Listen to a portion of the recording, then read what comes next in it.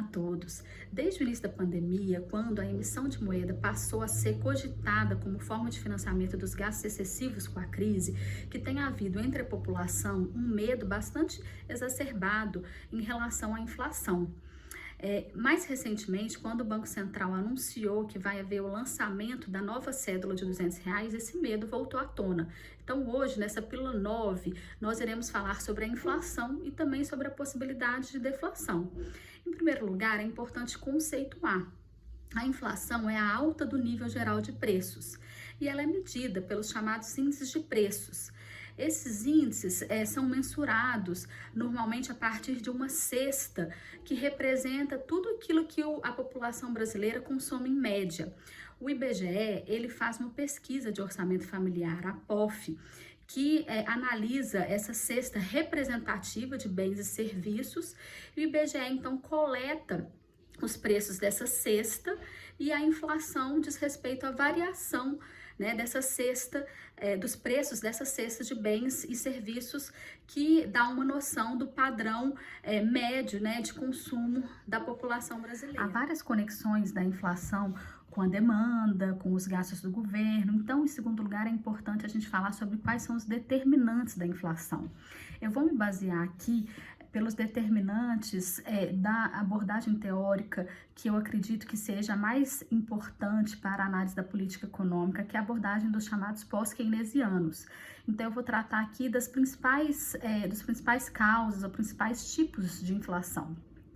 Vou falar primeiro da inflação de salários, porque quando há um aumento dos salários, isso pode representar um aumento de custo pelos empresários que irão repassar esses custos para os preços. Então, isso representa a chamada inflação de salários.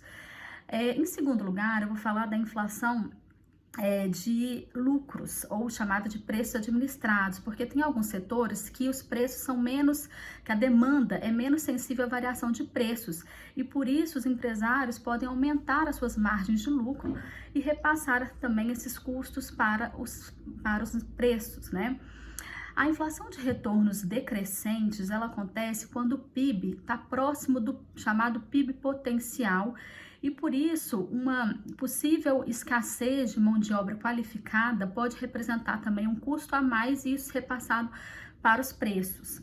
A inflação importada ocorre quando há, por exemplo, uma desvalorização cambial, e aí os preços dos produtos importados aumentam, e em relação aos demais preços, isso representa também um custo que é repassado para os preços, e assim há um aumento do nível geral de preços. Há também a inflação de commodities, ou a inflação chamada de choques de oferta, porque a gente tem preços que são determinados no mercado internacional, como é o caso do petróleo, que teve uma queda recorde no início desse ano, e aí choques adversos de oferta também representam uma causa inflacionária. Tá? A gente tem também a chamada inflação de impostos, que é quando há uma variação na alíquota dos impostos e isso é repassado para os preços. Então, até aqui eu falei de inflações que são provenientes do lado da oferta, E a gente tem a inflação de demanda, que é quando o aumento dos gastos do governo, o aumento do consumo, o aumento de investimentos, isso gera também uma pressão para os preços aumentarem, tá? Então, nesse momento de crise, a gente não está tendo nem inflações que são provenientes do lado da oferta e nem da demanda, porque a gente não está tendo essas causas do lado da oferta pressionando os preços, e como a economia está em crise, essa demanda também está baixa, não está tendo um aumento no consumo, nos investimentos, que esteja pressionando então a inflação. No Brasil, a gente já viveu o chamado processo hiperinflacionário, que é quando a inflação ela vai aumentando num processo de espiral, ou seja, aumentando cada vez mais, Isso normalmente acontece quando a inflação corrente é muito influenciada pela inflação passada, que é o que a gente viveu no passado, no processo de indexação dos preços, que é essa correção automática da inflação corrente atual pela inflação passada, tá? tá? Eu tô falando da hiperinflação porque a deflação, que é quando há uma queda do nível de preços, acontece também nesse formato em espiral. E o que acontece? Quando há, por exemplo, uma queda na demanda, normalmente em momentos de crise, essa queda na demanda faz com que as pessoas criem uma expectativa de que os preços irão baixar. Essa expectativa ela pode ser transmitida para o conjunto da sociedade. E aí as pessoas começam então a acreditar que os preços irão cair. Se isso se tornar autorrealizável, que é o que normalmente acontece, essa queda dos preços faz com que a produção caia, aumente também o desemprego, e isso gera uma pressão adicional para a queda dos preços, por isso num processo de espiral. Essa deflação é um risco que a gente nunca viveu no Brasil, mas agora no mundo o risco de deflação tem se tornado uma realidade cada vez mais próxima. Então a tendência é que a inflação no Brasil acompanhe essa tendência mundial de queda nos preços.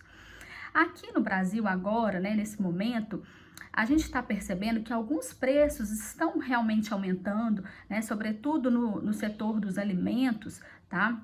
Está havendo realmente uma inflação, ou seja, uma alta dos preços.